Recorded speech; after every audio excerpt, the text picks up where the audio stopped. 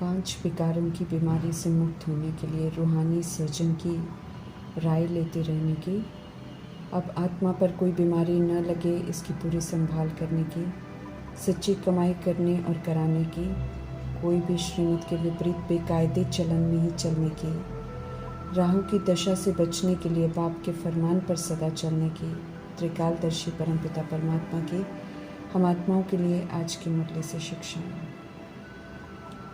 कलयुगी देह अभिमान की दुनिया अनेक चक्करों की दुनिया है। हम आत्माएं देह के विस्तार में जाकर मकड़ी की तरह अपना ही माया जाल बनाकर खुद ही उसमें उलझ जाते हैं और सारा जीवन व्यर्थ के चक्रों में जीवन गुजार कर शरीर छोड़कर अगले चक्कर में प्रवेश कर जाते हैं। वरदाता परमात्मा हम आत्माओं को सही विधि से जीना सिखाते हैं और जहाँ ज़्यादा उलझन होती है वहाँ वरदानों से पालना करते हैं ताकि बदलाव लाना हमारे लिए सहज हो जाए। जैसे संबंधों का चक्कर, स्वभाव संस्कार का चक्कर, व्यर्थ के सभी चक्कर समाप्त करने के लिए समझ मिलती है कि बुद्धि इतनी स्वच्छ हो जो उसमें क्षमा के सिवाय और कुछ भी न हो। ऐसा तब होता है जब आत्मा क्षमा पर पूरा फिदा हो जाए। फिदा होने वाले सच्चे परवाने हैं जो क्षमा के समान बन जाते हैं। वे याद और सेवा में सदा व्यस्त रहते हैं। याद और ईश्वरीय सेवा उन्हें सभी चक्करों से सहज ही मुक्त कर देती हैं। समझ देते हैं सत्य परमात्मा कि कोई भी चक्र रहा हुआ होगा तो चक्रों में ही उलझे रहेंगे। इसलिए अभी से याद और सेवा से सब तरह के चक्रों को समझ से समाप्त करना है और ओरिजिनल आत्मिक अनादि आदि संस्कारों में लौटना है। सर्व संबंधी हम आत्माओं के परम पिता परमात्मा हैं, ये हकीकत है। इसलिए उनके संग उनकी याद में रहना है। असलियत में आ जाएंगे तो सर्व तरह के चक्रों से मुक्त हो जाएंगे। देह अभिमान का झूठ हमें व्यर्थ के चक्रों में उलझा देता है। सत्य परमात्मा से मिली हुई समझ से, उनकी याद से और सेवा से खुद को इन चक्रों से मुक्त करना है। सत्य परमात्मा के संग से सच्चा पारस बनते हैं, अर्थात डिवाइन, अर्थात अलौकिक, अर्थात सतोगुणी बनते हैं। जैसा संग वैसा रंग लग ही जाता है। इसलिए जो ज्ञान मार्ग में चलकर सच्चे पारस बन जाते हैं, उनके संग में लोहे जैसी आत्माएं अर्थात कलयुगी संस्कार वाली आत्माएं भी आती हैं तो सोना बन जाती हैं। कलयुगी संस्कारों से मुक्त हो जाती हैं। सच्चा पारस बनाने वाले निराकार परमात्मा संग रहकर सच्चा पारस बनना है। ईश्वरीय सेवा अति कल्याणकारी है क्योंकि इसमें औरों की सेवा के साथ स्व की सेवा भी शामिल होती है।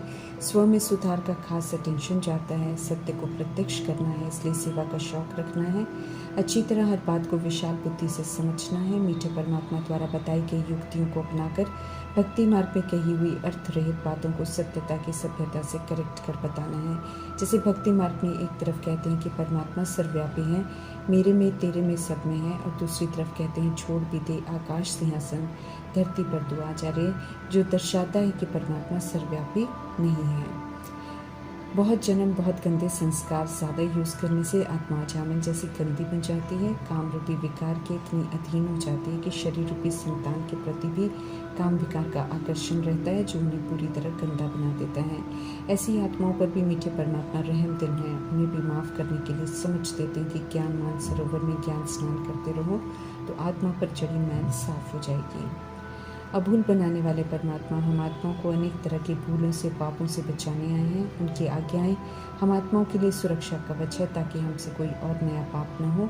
इसलिए उनका बनने के बाद, ब्राह्मण कहलाने के बाद, जब उनकी पालना मिलने के साथ जब हमारे हित के लिए उनकी कल्याणकारी आज्ञाएं मिलती हैं और हम उन आज्ञाओं प्रमाण नहीं चलते हैं तो हमें एहसास नहीं है, लेकिन हम सब बहुत बड़े पाप कर रहे होते हैं। उनकी याद ही है जो हमें सभी तरह के पापों से बचा सकती है। परंतु परमात्मा को शिकायत है हम आत्माओं से कि उनकी निरंतर याद में रहने की पहली आज्ञा को हम सब नहीं मानते हैं और याद की आज्ञा में फेल हो जाते हैं। याद को भूलते ही माया का गोला लग जाता है और वो पाप कर्म करा देती है।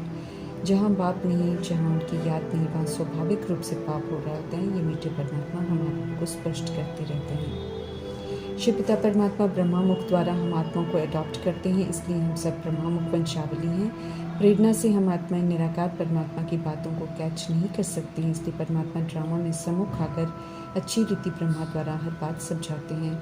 युक्ति से ईश्वरीय परिवार रचते हैं, सर्व संबंधों का अनुभव भी करवाते हैं। बाप दादा, प्रजापिता ब्रह्मा, जगदम्बा, सरस्वती, जगत पिता, एडम, ईव, आदम, बीबी, ब्रह्मपुत्र, नदी और सागर के मिलन मेला का राज भी बताते हैं। वाणी से परे धाम, निर्वाण धाम, महतत्व में रहते हैं पारलौकिक परमपिता परमात्मा। हम सभी आत्माएं भी वहाँ की रहने वाली हैं। ये समझ अभी मिलती है जब शरीर लेकर जीव आत्मा बनते हैं, तब आकाश तत्व में रहती हैं। ये मांडवा है, अर्थात स्टेज है जहाँ सृष्टि रूपी खेल चलता है। परमात्मा पिता से मिले हुए डायरेक्शन प्रमाण चलकर अर्थ रहित गीत और ड्रामा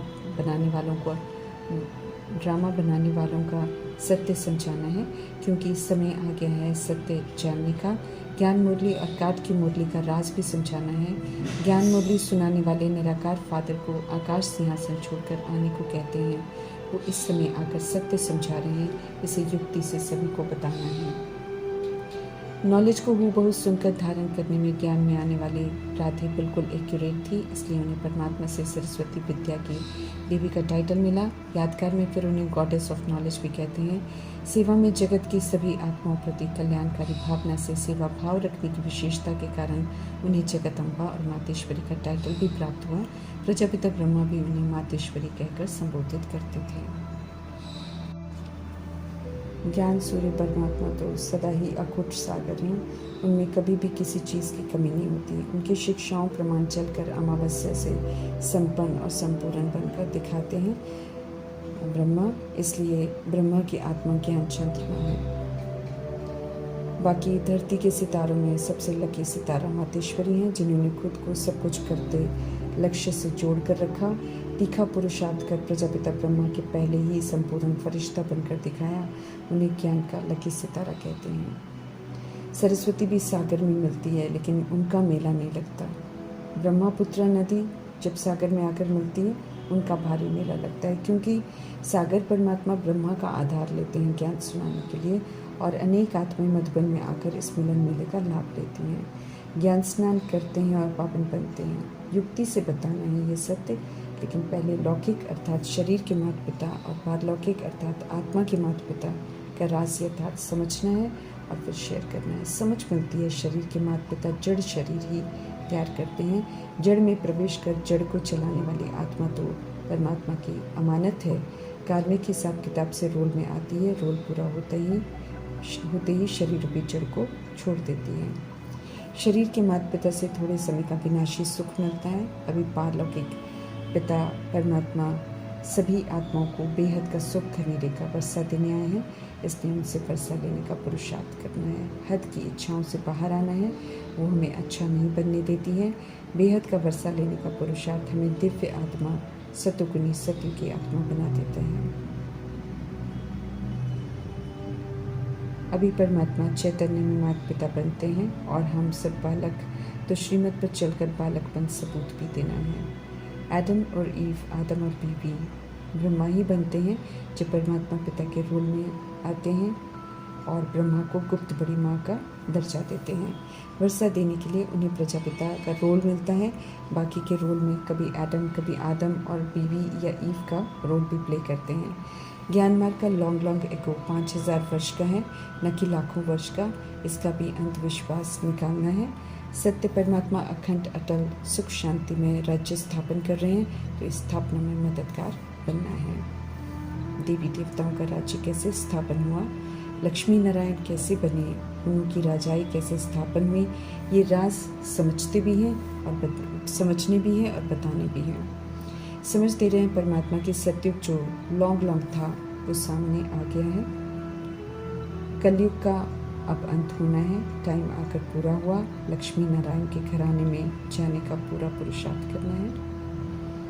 सच्ची गीता रूपी पॉइंट्स, किताबें, शास्त्र, भक्ति मार्ग की सामग्री बहुत बड़ी है, इसलिए इसका विनाश होना है। फिर चाहे कोई इसको कितना भी संभाल कर रखे, संभाल नहीं सकता है।